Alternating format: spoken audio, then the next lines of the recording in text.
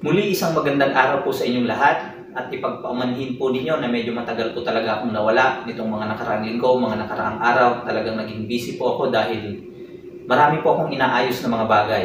Ako po ay nagpaplanong umuwi ng Pilipinas at hopefully by December makakauwi na po ako doon. At pagdating po natin mamaya doon sa Enchanted House ay atin naman pong pag-uusapan yung patungkol doon sa fungal nail infection, na kung saan ito po yung uri ng sakit sa kuko na kung saan ito ay naninilaw, kumakapal, nagbibitak-bitak, kung minsan naaalis na siya doon sa nail bed.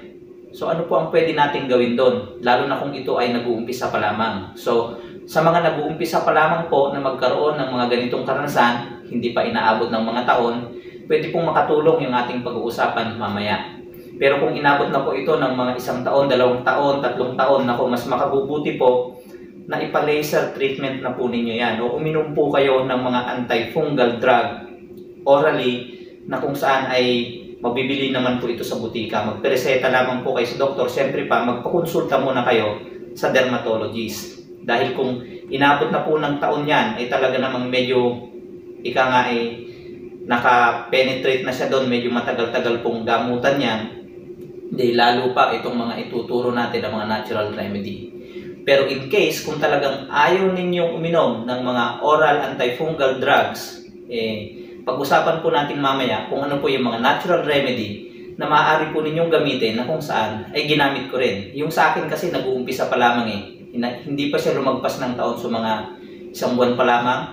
So, yung naging treatment sa akin, nung mga ginamit ko, inabot lamang ng mga 3 months, 4 months, okay na. Pero pag napabayaan nyo, sabi ko nga, inabot na ng mga taon, so magiging matagal-tagal din ang gamutang inyong gagawin. So ano-ano po yung mga natural treatment, remedy na pwede natin gawin? Abangan po ninyo maya-maya lamang. Isang magandang araw po muli sa inyong lahat at medyo matagal po tayong nawala. Namiss ko po ang bawat isa sa inyo. Pero sa araw na ito, hindi po yung pagkamiss ko sa inyo ang ating pag-uusapan, kundi patungkol doon sa fungal nail infection. Ito po yung kuko na kung saan nagbabago ng kulay, nagiging yellowish siya, kumakapal, nagbibitak-bitak, at kung minsan, natatanggal na doon sa nail bed. So maaaring meron po kayong tinatawag na fungal nail infection o yung onychomycosis or tinea unguium. So kung ayaw po ninyong uminom ng mga oral antifungal drugs, meron po tayong mga natural remedy na maaaring nasa bahay lamang po ninyo, at yan po ang pag-uusapan natin. Pwede po ninyo itong gamitin. At kailangan lang sipag at tiyaga, at kailangan tuloy-tuloy po ang inyong paggamit. At meron din po akong ipagkakaloob na ilang mga pagkain na dapat po ninyong iwasan at mga pagkain na dapat ninyong idagdag, dahil kung minsan doon sa mga kinakain natin, napapakain din natin yung mga fungus o yung mga candida na nasa ating gut, at maaaring lumalayan, magkaroon ng overgrowth. So subaybay lamang po kayo at pag-uusapan po natin yan ngayon na. So ano po yung mga natural remedy na pwede po natin gamitin kapag mayroon po tayong fungal nail infection? So una po dyan yung ginamit ko na, syempre pa, ang ibabahagi ko sa inyo. Yung Vicks VapoRub. So ayan siya, Vicks VapoRub. Ano po ang gagawin ninyo dyan? Ipapahid lamang po ninyo sa affected area. Kahit once a day lang, at least once a day. Syempre pa, kailangan may gagawin kayo once a day. So, pwede rin twice a day. Kasi ang ginagawa ko, bago ako pumasok sa work, so yung tuyong-tuyo yung pako, tuyong-tuyo yung kuko, so wag po kayong magme-medyas na mamasa-masa ang inyong paa, at maaari pong lumago ang fungus dyan. At lalong lumala ang sitwasyon. Kaya kailangan tuyong-tuyo ang paa, kuko, bago po ninyo pahiran ng Vicks. At yan po ay araw-araw ninyong gagawin hanggang sa yan ay gumaling. Gano'ng katagal? So, minimum, medyo matagal po talaga. At least 3 months, 4 months.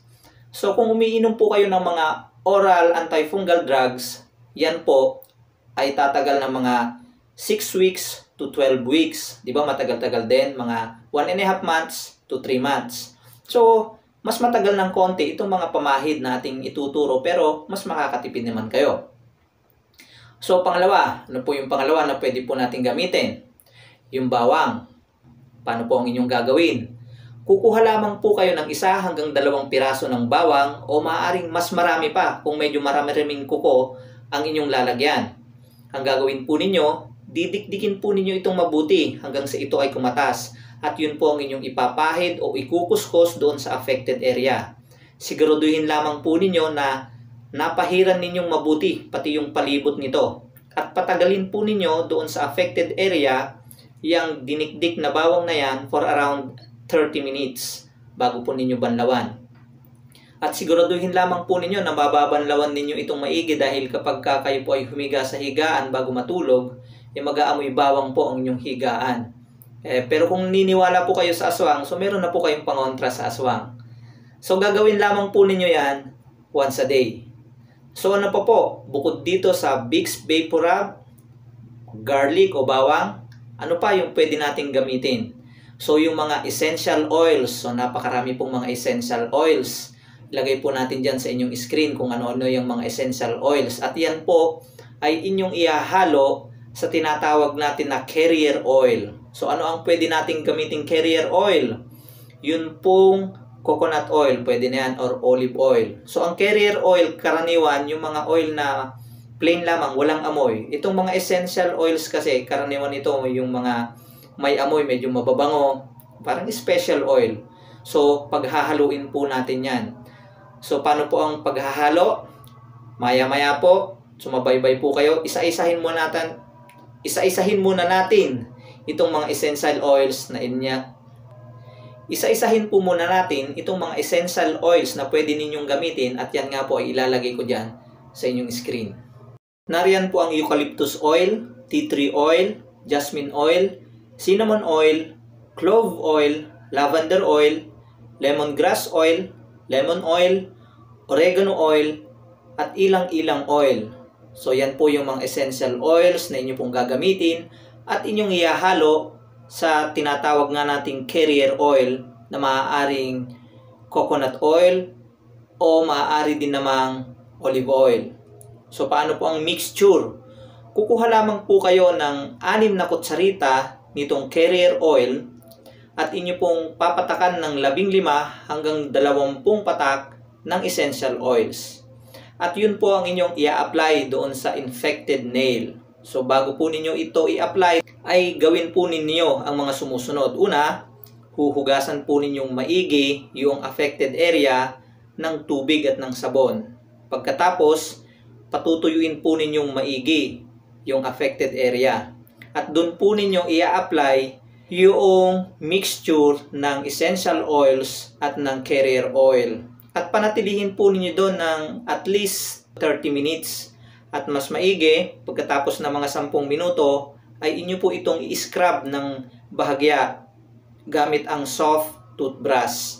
At ito po ay gawin ninyo araw-araw hanggang sa gumaling po mawala ang inyong fungal nail infection. So kung kayo po ay may mga fungal nail infection, makakatulong na sa inyong diet ay i-cut out po muna ninyo yung mga pagkaing matatamis. Pati yung pag-inom ng mga alcohol o mga alcoholic drinks, iwasan po muna ninyo yan. Makakatulong na gumamit kayo ng coconut oil kapag kayo po ay nagluluto. At haluan po ninyo yung inyong mga niluluto ng luya at bawang. Makakatulong din po na kayo ay magkakain ng mga pagkaing mayaman sa probiotics tulad ng yogurt at iba pang mga pagkaing mayaman sa probiotics. Pwede rin po kayong gumamit ng baking soda para sa inyong mga fungal nail infection. Paano po ang inyong gagawin? Kukuha lamang po kayo ng katamtamang dami ng baking soda. Siyempre, depende kung gaano karami ang inyong lalagyan kuko. At hahaluan po ninyo ito ng kaunting tubig lamang para maging paste ito, malapot. At yun po ang inyong gagamitin, i-apply ninyo doon sa affected area at ilalagay nga po ninyo doon for around 15 to 30 minutes bago po ninyo ito banlawan.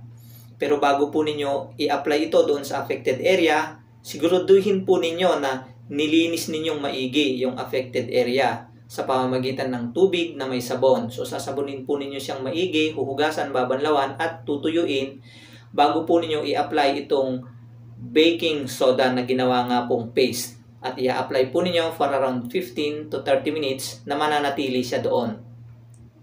At yan lamang po ang ating maikling tips para sa araw nito. Naway makatulong po sa inyo.